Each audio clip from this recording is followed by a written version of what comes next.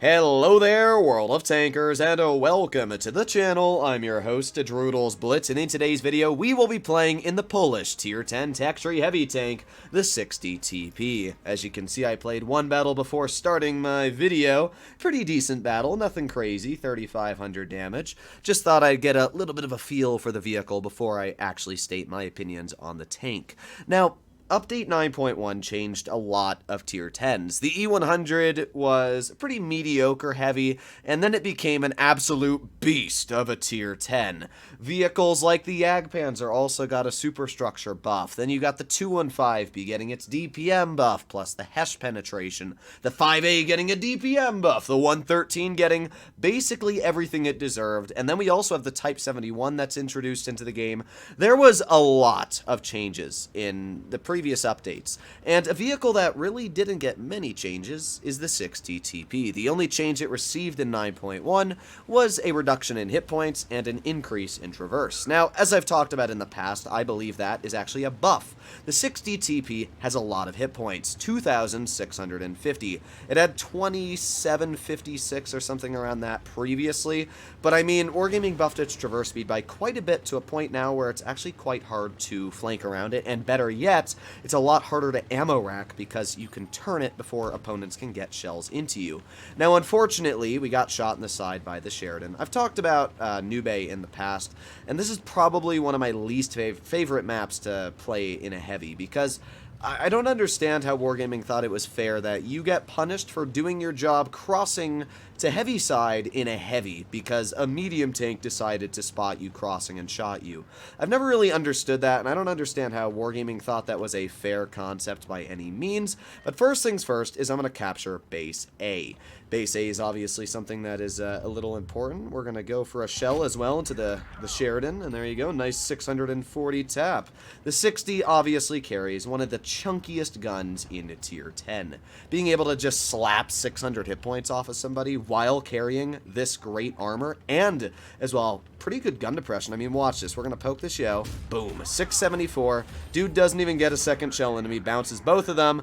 And now he's on a reload. A very long reload, mind you not. So that yo is basically stuck there. Now, we do got the AMX looking at me, but that's all fine. As you can see, we were able to get some bounces from his vehicle. Now we're going to aim in on the rear of that yo's turret. And, oh, tungsten combined with HE rolled us a 750 damage shot there.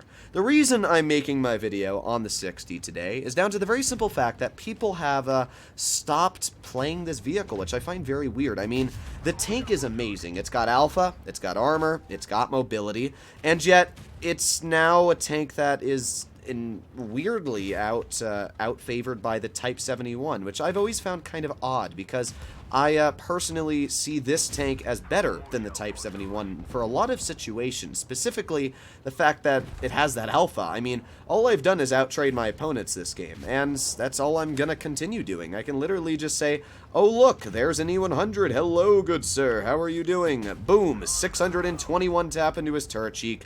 And then we back up. But honestly, I don't even need the backup. We got plenty of hit points left. We've almost got our shell loaded once again. I got plenty of heat pen to butter right through his vehicle, which we're going to do right here. Hello, Mystery 100. Boom, another 550 damage tap. And this was a 4,431 damage game. Pretty solid. Nothing crazy, but it very easily showcased how we nonchalantly just out-traded our opponents. We didn't even really need to use our armor. The 60 TP features a really solid chunk of gun depression at 7 degrees. That's a lot more than you would expect for, you know, a heavy of this stature. So it's got more gun depression than any Russian heavy. Not only does it have more gun depression, but as well, it's got, honestly, just as good armor. I mean, the upper plate on the 60 is around 300-ish, so you can pen it, but you're going to have to load premium. The lower plate's weak, but incredibly troll, as if you hit the lower bar on the lower plate, in fact, I can show you right here, if you hit this bar, you're going to auto ricochet no matter what, so you have to make sure that you hit dead center on that lower plate, and it's a very small lower plate as well. Alrighty then, here we are in our second battle. What do we have up against us? We have a TVP, cringe, I hate fighting them, a 121, and an Object 140. Okay, you know what? I'm actually going to go towards medium side. We have a 215B, which is quite a mobile heavy, if I'm going to be completely honest. So if he goes to heavy side, he's killing himself. But he knows who I am. So yes, once in my life, I have had a teammate that might actually be trustworthy. Yes, team. Yes, team. But yeah, in all seriousness, it's a very smart idea for our team to go towards medium route, judging that the majority of their team I would expect to go this way as well. Now, the great thing about the 60 is that not only do I outtrade basically every medium, but I also have gun depression. Enough gun depression to at least work a ridgeline somewhat comfortably. I wouldn't say, you know, it's the best at working a ridgeline, but we can do it, which is nice, you know? It's definitely nice. Alright, now we know that there is a vehicle at the back. I see that knockdown tree over there, so, yeah, there, it appears the E4 is in the back. We got the 263 right up in the front, and, oh, yeah, welcome to Alpha 263. You may have 3,850 DPM. Unfortunately, you don't have 690 damage in a single shot. We have the Object 140 off to the side, and there's the 263, who, oof, once again, loses another huge chunk off his hit point pool. Hopefully the C4, which he does, penetrates the shell, and in another 6 seconds, we are ready to nuke once again. So here we are reloading. 3, 2, 1, bye-bye. There you go. Long live the enemy team. We are just demolishing them. So now, I mean, this TVP is most likely on a clip reload, and he is frantically running away as fast as he can. And that's fine with me, because where's he going to run? Oh, yeah, into my team. HE! You know what? That HE tremendously low-rolled, but it doesn't matter, because we're already quite healthy in damage this battle. I can tell you that for a fact. This is just, once again, 60 doing 60 things. So we got the E4 off to the side, and kabonker! Nice 598 tap. With that, we're already over 3,000 damage dealt in this game.